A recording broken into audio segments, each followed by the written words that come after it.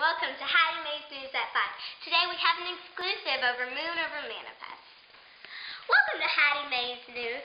I'm Jordan, and I'll be joining you in a sneak peek of the book, Moon Over Manifest. Today we have a surprise guest, our very own Hattie Mae.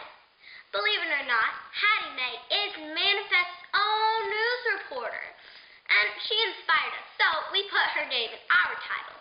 Therefore, Hattie Mae's News at 5. We will have the diviner Mercedes. She's like a fortune teller.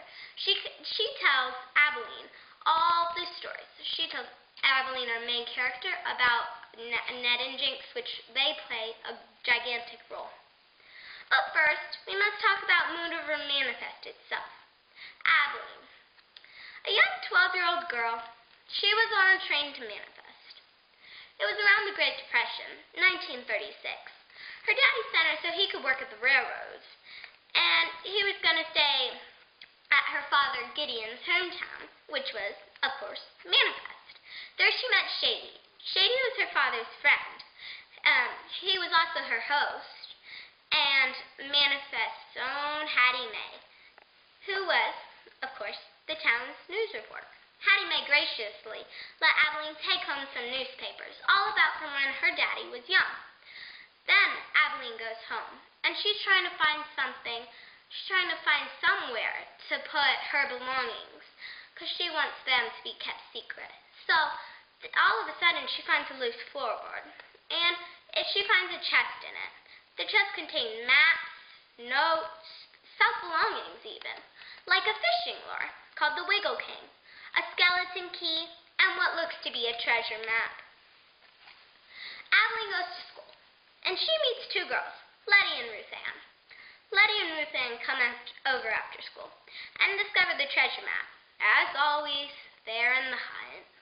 Abilene went to search around after she encounters the girls. Apparently, Abilene dropped her father's compass, and someone put it on Miss Sadie's house. Miss Sadie, she was the fortune teller. I talked about her earlier. So Abilene was caught trying to get it, and she's now stuck paying a debt for Miss Sadie. So soon Abilene shows Miss Sadie the note from the chest, and apparently it's from someone named Ned to someone named Jinx during World War I. Miss Sadie started telling a gigantic story about Ned and Jinx, and boy was it long. But all these stories that she will tell Abilene lead up to one gigantic answer from one gigantic problem. So now, we have Miss Hattie Mae here to tell us about Manifest. Hi, Jordan. It's such a pleasure to be here. So, Hattie, you lived in the town of Manifest when Abilene came to town. Did you think this was good or bad? Well, it was nice to have someone new here, but I just thought someone in the town would tell her about her father when she's never been told about her father's childhood. So, when Abilene asked about getting newspapers from you, were you worried she'd find articles about her dad? Not really. I mean, we don't keep all of our newspapers, and we didn't really use many people's names, so I thought she would never know anything about her daddy. Well, until she met Miss Sadie. So, you were a reporter from when Ned and Jinx, well, the stories Miss Sadie tells about them, were young. So, what are some memories you could tell us about from back then? Well, my favorite memory was the victory quilt. A bunch of ladies made quilt squares that we would join and we'd sell money for our World War I troops. But it got waterlogged when there was a water explosion, so no one would buy it. So eventually, when the auction came to sell it, Jinx bought it for $25.75. Those were some good times. Well, thank you for coming, Miss Hattie Mae. Now, let's welcome the diviner, Miss Sadie.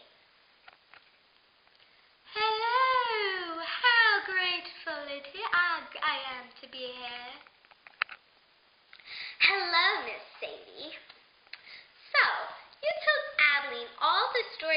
Jinx and Ned.